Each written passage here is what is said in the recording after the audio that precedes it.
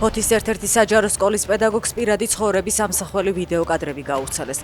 ადვოკატის ინფორმაციით ვიდეო მასალა თითქმის მთელმა ქალაქმა ნახა, თუმცა მისი გავრცელების წყარო პროკურატურამ ვერ დაადგინა. ადვოკატის ინფორმაციით პედაგოგის სამსახურიდან წესების დარღვევით ისე გაათავისუფლეს, რომ მისი პოზიცია არ მოისმინეს. ირანზე ამერიკის შესაძლო დარტყმის პარალელურად მაღალი დონის მზადყოფნას აცხადებს ისრაელიც. როიტერსის ცნობით უსაფრთხოების ძალებმა კონსულტაციებიც გამართეს, იქამდე კი სატელეფონო საუბარი შედგა ნეთანიაჰუსა და რუბიოს შორის.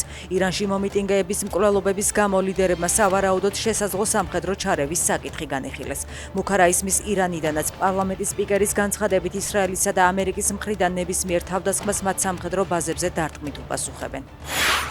ირანელი ხალხისთვის მორიგ მიმართვას ავრცელებს დევნილი შაჰის მემკვიდრე. ნუ დააცარიელებთ ქუჩებს, ჩემი გული თქვენთანაა, ვიცი რომ მალე თქვენს გვერდით ვიქნები, ამბობს რეზა ფეჰლევი. მისივე ინფორმაციით ხამენეი დაქირავებული მებრძოლების იმედზეა. ცივილიზებული მსოფლიო კი ეროვნულ რევოლუციას უჭერს მხარს. მხოლოდ ერთი ვარიანტი არსებობს: პუტინი, ომის დამნაშავე და პლანეტაზე მშვიდობის მთავარი საფრთხე. ასე უპასუხა დიდი ბრიტანეთის თავდაცვის მინისტრმა ჟურნალისტის კითხვას, რომელი მსოფლიო ლიდერის გატაცებას ისურვებდა მადუროს შემდეგ. ჯონ ჰილიმ განაცხადა, რომ პუტინს დააპატიმრებდა და უკრაინაში ჩადენილი ომის დანაშაულებისთვის პასუხს მოსთხოვდა.